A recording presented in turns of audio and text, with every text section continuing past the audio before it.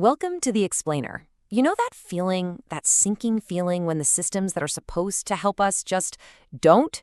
Today, we're jumping into a source that really gets to the heart of that. It explores what happens when public trust just crumbles, and private companies are suddenly the only game in town. So, let's just imagine something for a second. There's a fight in your town, your village. What's your first move? You'd think, okay, call the police, right? Go to the courts.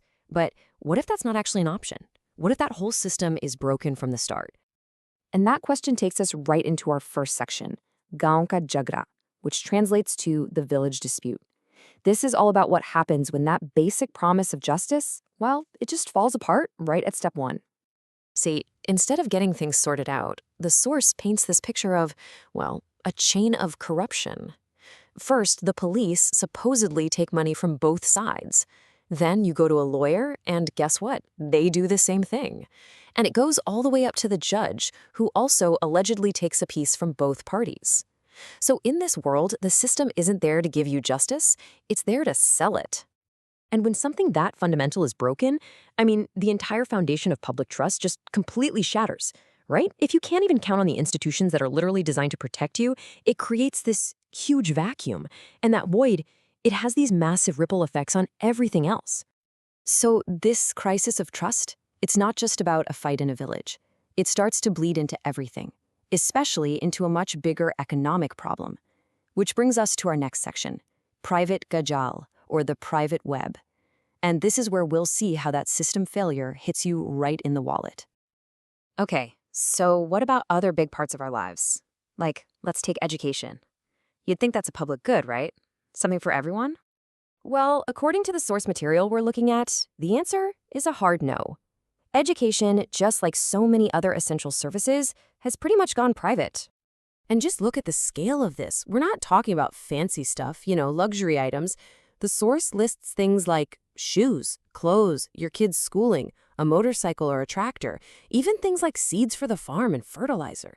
These are the absolute basics of life, and almost every single one is now something you have to buy from a private company. So what's the end result? All the money you earn, it's not staying in your community anymore.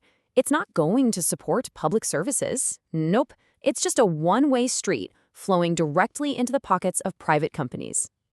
And this drain on your personal bank account, it's actually a perfect metaphor for what's happening on a national scale. That's what our next section is all about. Kali Hota Khazana, or the Emptying Treasury.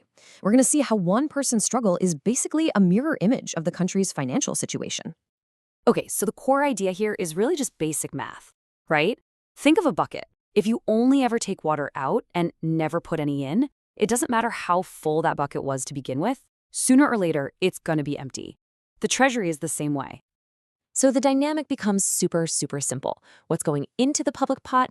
The source says basically nothing. And what's going out? Pretty much everything. It's this stark picture of a one-way flow of money away from the public and away from the very systems that are supposed to help us all.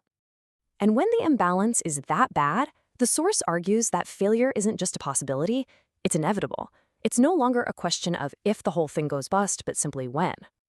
All this economic worry, it creates the perfect environment for something even more dangerous to grow. And that brings us to our last section, Bharose ka Sankat, which means a crisis of trust. This is where we talk about the human cost of all this, the complete and total collapse of faith. The source points to the pandemic as a really powerful example. Remember that? When the crisis hit, people, for the most part, did what the government told them to do. It didn't matter what your politics were or who you were. Everybody lined up for the vaccine. From the outside, it looks like a great example of public trust. But underneath the surface, this deep, deep distrust started to grow. So now when something tragic happens, someone has a sudden heart attack, people start looking back. They get suspicious. They start asking, hey, what about those people who were raising alarms back then, the ones we ignored? Were they actually right? So where's all this doubt coming from after the fact? Well, the article claims that back then, if anyone dared to ask a tough question, they were just shut down. They'd get responses like, oh, you're just a new doctor, or you're new around here, or that's just a new idea. Their concerns were never really answered, just pushed aside. And this quote from a government employee just perfectly sums up the mood. They admitted their decision had nothing to do with trust in the system. It was about survival.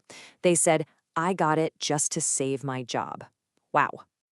Think about that for a second. That reveals something huge.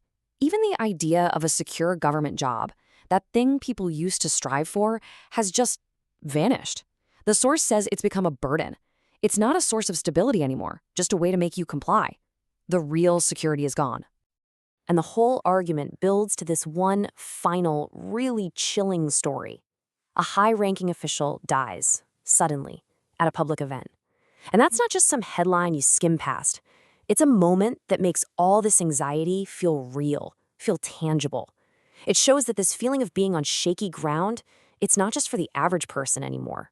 It reaches everyone, even the people at the very, very top. So, after all that, we're left with this one massive question. If the government system itself is helpless, who's left for you to depend on? Who can anyone turn to?